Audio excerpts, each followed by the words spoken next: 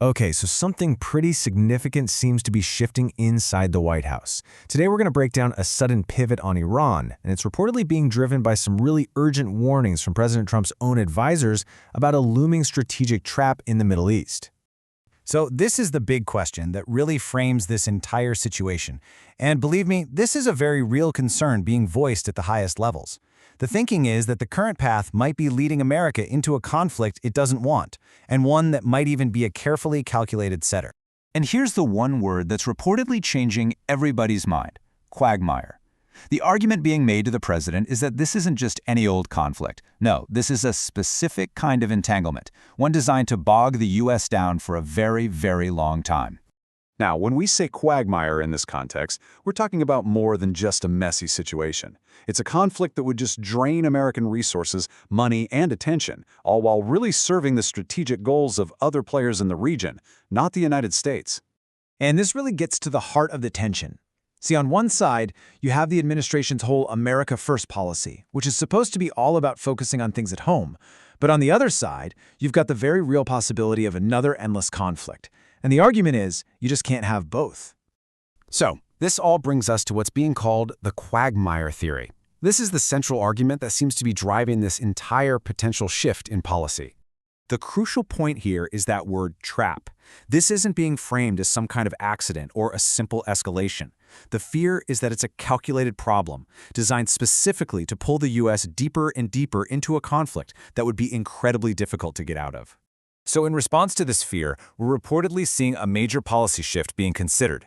The idea would be to move away from the maximum pressure campaign, the intense economic sanctions and isolation, and move toward strategic de-escalation. Basically, actively looking for ways to cool things down and open up channels for talks. The motivation here is crystal clear: find an exit ramp. It really seems like the administration sees itself on a highway headed straight for a cliff, and they're looking for a way off before the whole situation turns into a full-blown swamp. And as we all know, swamps are way easier to get into than to get out of. So how do you find that exit? Well, the focus has apparently sharpened on one thing: trying to secure some kind of ceasefire with Iran. But that kind of makes you wonder, right? After years of a completely different strategy, why the huge rush for a deal right now? What on earth has changed to make this the top priority all of a sudden? It looks like there are two main things pushing this. First, the global economy is already on edge. A major conflict could mess with vital shipping lanes, send oil prices skyrocketing, and just rattle everyone. And second, there's that big promise made to voters: end the forever wars, not get tangled up in a new one. With all those pressures mounting, the objective has reportedly changed. Now it's all about achieving a diplomatic breakthrough.